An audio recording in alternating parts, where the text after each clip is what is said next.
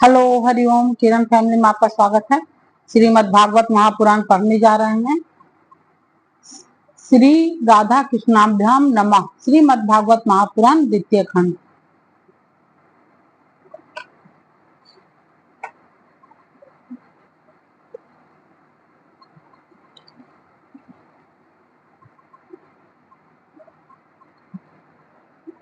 श्री गणेशाय नमः। ओम भूर्भुवस्सुवः तत्सवितुर्वरेण्यं भर्गो देवस्य धीमहि धियो यो नः प्रचोदयात्।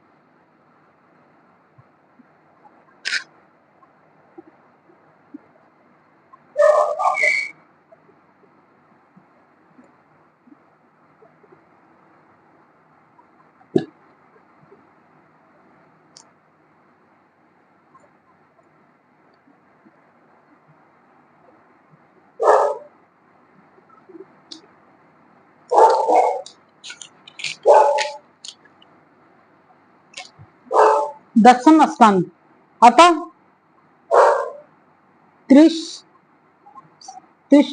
तमो अध्याय 63 अध्याय। भगवान श्री कृष्ण के साथ बानासुर का युद्ध।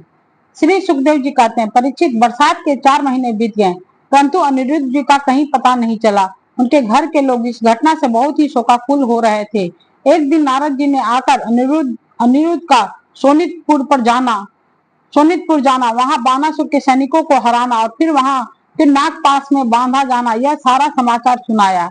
तब श्री कृष्ण को ही अपना आराध्य देव मानने वाले यदुवंशियों ने सोनितपुर पर चढ़ाई कर दी। अब श्री कृष्ण और बलराम जी के साथ उनके अनुयायी सभी यदुवंशी प्रद्युम्न, सातय, गद, सांब, सारण, नंद, उपनंद और भद्र आदि ने 12 अक्षौहिणी सेना के साथ व्यूह बनाकर चारों ओर से बानासुर की राजधानी को घेर लिया। जब बानासुर ने देखा कि यदुवंशियों की सेना नगर के उद्यान, परकोटों, ब्रुजों और सिंह द्वारों को तोड़ फोड़ रही है, तब उसे बड़ा क्रोध आया और वह भी 12 अक्षौहिणी सेना लेकर नगर से निकल पड़ा। बानासुर की ओर से साक्षात भगवान शंकर वृषभ राज नंदी पर सवार होकर अपने पुत्र कार्तिकेय और गणों के साथ रणभूमि में पधारे और उन्होंने भगवान श्री कृष्ण तथा बलराम जी से युद्ध किया। परीक्षित, वह युद्ध इतना अद्भुत और घमासान हुआ कि उसे देखकर रोंगटे खड़े हो जाते थे। भगवान श्री कृष्ण से शंकर जी का और प्रद्युम्न से स्वामी कार्तिक का युद्ध हुआ। बलराम जी से कुंभांड और कुंभकर्ण का युद्ध हुआ। बानासुर के पुत्र के साथ सांब और स्वयं बानासुर के साथ सात्विक भिड़ गए। ब्रह्मा आदि बड़े बड़े देवता, ऋषि मुनि, सिद्ध, चारण, गंधर्व, अप्सराएं और यक्ष विमानों पर चढ़कर युद्ध देखने के लिए आ पहुंचे। भगवान श्री कृष्ण ने अपने सारंग धनुष के तीखी नोक वाले बाणों से शंकर जी के अनुचरों, भूत, प्रेत, प्रमथ, गुह्यक, डाकिनी, यातुधान, बेताल, विनायक, प्रेतगण, मातृगण, पिचास, कुष्मांड और ब्रह्म राक्षसों को मार कर खदेड़ दिया।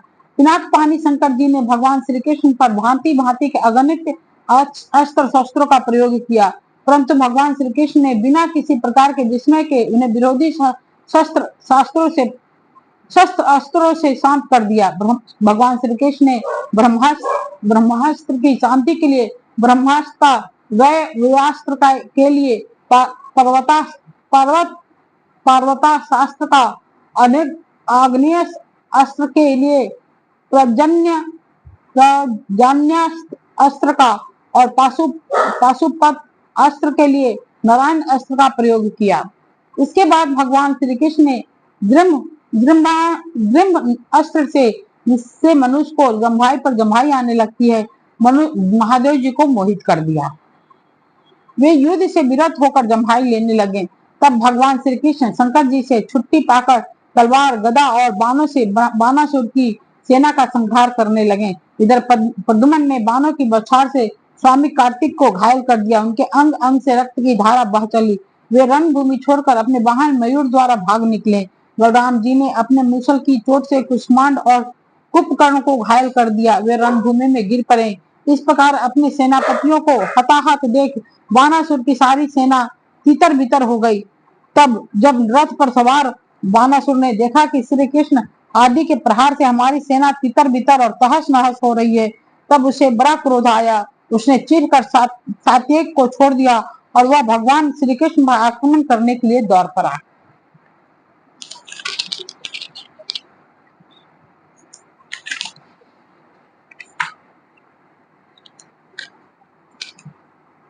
परीक्षित रणोन्मत्त बाणासुर ने अपने 1000 हाथियों से एक साथ ही 500 धनुष खींचकर एक एक पर दो दो बाण चढ़ाए, परंतु भगवान श्री कृष्ण एक ही साथ ही उसके सारे धनुष काट डाले और सारथी रथ तथा घोड़ों को भी धराशायी कर दिया एवं शंख ध्वनि की। कोटरा नाम की एक देवी बाणासुर की धर्म माता थी। वह अपने उपासक पुत्र के प्राणों की रक्षा के लिए बाल बिखेर कर नंग धड़ंग भगवान श्री कृष्ण के सामने खड़ी हो गई। भगवान श्री कृष्ण ने इसलिए कि कहीं उस पर दृष्टि न पड़ जाए अपना मुंह फेर लिया और वे दूसरी ओर देखने लगे। तब तक बाणासुर धनुष कट जाने और रथहीन हो जाने के कारण अपने नगर में चला गया। इधर जब भगवान शंकर के भूतगण इधर उधर भाग गए, तब उनका छोड़ा हुआ 3 सिर और 3 पैरों वाला ज्वर 10 दिशाओं को जलाता हुआ सा भगवान श्री कृष्ण की ओर दौड़ा। भगवान श्री कृष्ण ने उसे अपनी ओर आते देखकर उसका मुकाबला करने के लिए अपना ज्वर छोड़ा। अब वैष्णव और महेश्वर दोनों ज्वर आपस में लड़ने लगे। अंत में वैष्णव ज्वर के तेजी से महेश्वर ज्वर पीड़ित होकर चिल्लाने लगा और अत्यंत भयभीत हो गया। जब उसे अन्यत्र कहीं त्राण न मिला, तब वह अत्यंत नम्रता से हाथ जोड़कर शरण में लेने के लिए भगवान श्री कृष्ण से प्रार्थना करने लगा।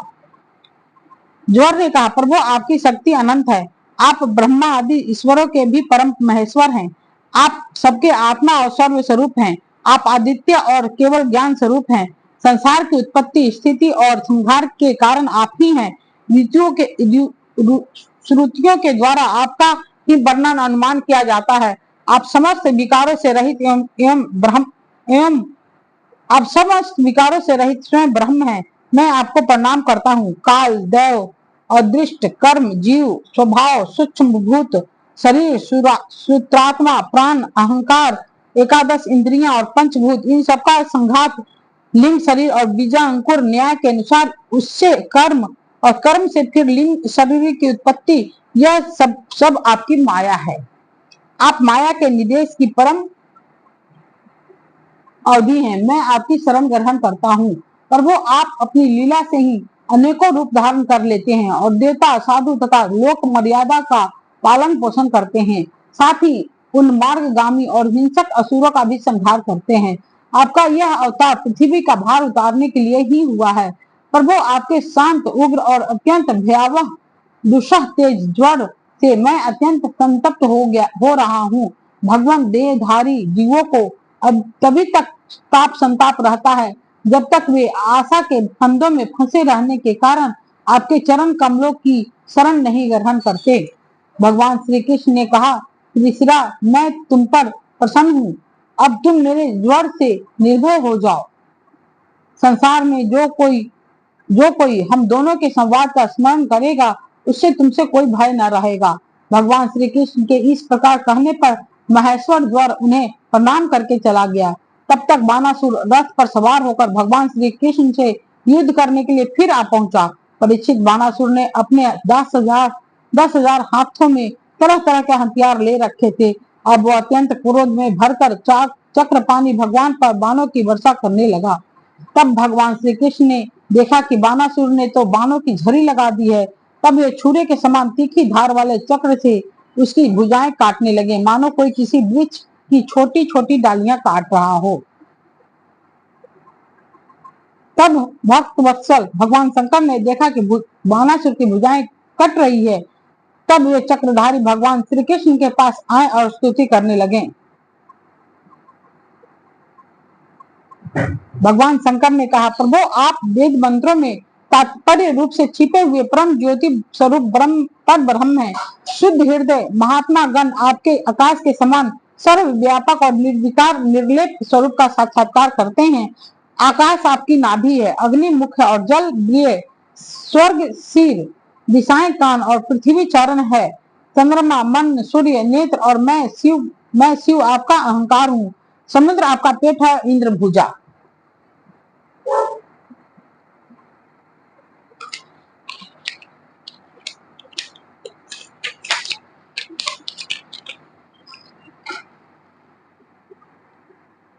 धन्य आदि औषधियां रोम है, मेघ केश है और ब्रह्मा बुद्धि, प्रजापति लिंग है और धर्म हृदय। इस प्रकार समस्त लोक और लोकांतरों के साथ जिसके शरीर की तुलना की जाती है वे परम पुरुष आप ही हैं। अखंड ज्योति स्वरूप परमात्मन आपका यह अवतार धर्म की रक्षा और संसार के अभ्युदय अभिवृद्धि के लिए हुआ है। हम सब भी आपके प्रभाव से ही प्रभाव आविंतित होकर सातों गुणों का पालन करते हैं। आप सजातीय विजातीय और स्वगत भेद से रहित हैं। एक और आदित्य आदि पुरुष हैं। मायाकृत, जागृत, स्वप्न और सुसुप्ति इन तीनों अवस्थाओं में अनुगत और उससे अतीत तुरीय तत्व भी आप ही हैं। आप किसी दूसरी वस्तु के द्वारा प्रकाशित नहीं होते, स्वयं प्रकाश हैं। आप सबके कारण हैं, परंतु आपका न तो कोई कारण है और न तो आप में कारण बना ही है। भगवान, ऐसा होने पर भी आप तीनों गुणों की विभिन्न विषमताओं को प्रकाशित करने के लिए अपनी माया से देवता, पशु, पक्षी, मनुष्य आदि शरीरों के अनुसार भिन्न भिन्न रूपों से प्रतीत होते हैं। प्रभु, जैसे सूर्य अपनी छाया बादलों से ही ढक जाता है और उन बादलों तथा विभिन्न रूपों को प्रकाशित करता है, उसी प्रकार आप तो स्वयं प्रकाश हैं, परंतु गुणों के द्वारा मानव ढक से जाते हैं और समस्त गुणों तथा गुण अभिमानी जीवों को प्रकाशित करते हैं। वास्तव में आप अनंत हैं। भगवान, आपकी माया से मोहित होकर लोग स्त्री पुत्र देह आदि में आसक्त रहते हैं और फिर दुखों के अपार सागर में डूबने उतराने लगते हैं। संसार के मानव को यह मनुष्य शरीर आपने अत्यंत कृपा करके दिया है। जो पुरुष इसे पाकर भी अपनी इंद्रियों को बस में नहीं करता, आपके चरण कमलों का आश्रय नहीं लेता, आपका सेवन नहीं करता, उसका जीवन अत्यंत शोचनीय है और वह स्वयं अपने आप को धोखा दे रहा है। प्रभु, आप समस्त प्राणियों के आत्मा, प्रियतम और ईश्वर हैं। जो मृत्यु का ग्रास मनुष्य आपको छोड़ देता है और अनात्म, दुख रूप एवं तुच्छ विषय में सुख वृद्धि करके उनके पीछे भटकता है, वह इतना मूर्ख है कि अमृत छोड़कर विष पी रहा हो। मैं ब्रह्मा, सारे देवता और विशुद्ध हृदय वाले ऋषि मुनि सब प्रकार से और सर्वा आत्म भाव से आपके शरणागत हैं, क्योंकि आप ही हम लोगों के आत्मा, प्रियतम और ईश्वर हैं। आप जगत की उत्पत्ति, स्थिति और प्रलय के कारण हैं। आप सब में सम, परम शांत, सबके सुहृद आत्मा और इष्ट देव हैं। आप एक आदित्य और जगत के आधार तथा अधिष्ठान हैं। हे प्रभु, हम सब संसार से मुक्त होने के लिए आपका भजन करते हैं। देव, यह बानासुर मेरा परम प्रिय कृपापात्र और सेवक है। मैं इसे अभय दान दिया है। प्रभु, जिस प्रकार इसके परदादा दैत्यराज प्रहलाद पर आपका कृपा प्रसाद है, वैसा ही कृपा प्रसाद आप इस पर भी करें। भगवान श्री कृष्ण ने कहा, भगवान, आपकी बात मानकर जैसा आप चाहते हैं मैं इसे निर्भय किए देता हूँ। आपने पहले इसके संबंध में जैसा निश्चय किया था, मैं इसकी भुजा काटकर उसी का अनुमोदन किया है। मैं जानता हूँ कि बानासुर दैत्यराज बल्ली का पुत्र है, इसलिए मैं भी इसका वध नहीं कर सकता, क्योंकि मैंने प्रहलाद को वर दिया है कि मैं तुम्हारे वंश में पैदा होने वाले किसी भी दैत्य का वध नहीं करूंगा। इसका घमंड चूर करने के लिए ही मैंने इसकी भुजा काट दी है। इसकी बहुत बड़ी सेना पृथ्वी के लिए भार हो रही थी, इसलिए मैंने उसका संहार कर दिया है। अब इसकी 4 भुजाएं बच रही है, ये अजर अमर बनी रहेगी। यह बानासुर आपके पार्षदों में मुक्त होगा। अब इसको किसी प्रकार का भय नहीं है। श्री कृष्ण से इस प्रकार अभय दान प्राप्त करके बानासुर ने उनके पास आकर धरती में माथा टेका, प्रणाम किया और अनुरुद्ध को अपनी पुत्री उषा के साथ रथ पर बैठाकर भगवान के पास ले आया। इसके बाद भगवान श्री कृष्ण ने महादेव जी की सम्मति से वस्त्र अलंकार विभूषित उषा और अनिरुद्ध को एक अक्षौहिणी सेना के साथ आगे करके द्वारका के लिए प्रस्थान किया।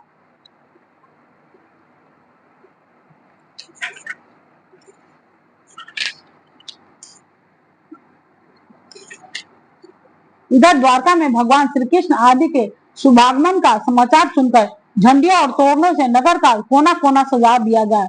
बड़ी बड़ी सड़कों और चौराहों को चंदन मिश्रित जल से सींच दिया गया। नगर के नागरिकों, बंधु बांधवों और ब्राह्मणों ने आगे आकर खूब धूमधाम से भगवान का स्वागत किया। उस समय शंख, नगारों और ढोलों की तुमुल ध्वनि हो रही थी। इस प्रकार भगवान श्री कृष्ण ने अपनी राजधानी में प्रवेश किया। परीक्षित, जो पुरुष श्री शंकर जी के साथ भगवान श्री कृष्ण का युद्ध और उनकी विजय की कथा का प्रातःकाल उठकर स्मरण करता है, उसकी पराजय नहीं होती है। इति श्रीमद्भागवते महापुराणे परमहंस्याम संहितायां 10वें स्कंदे उत्तरार्धे अग्नि अनिरुद्ध नयनम नामक 63तमो अध्याय 63 अध्याय पूरा हुआ।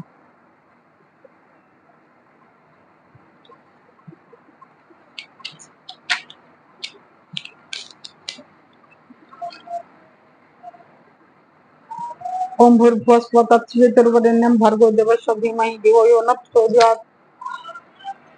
ठीक है दोस्त, हरि ओम।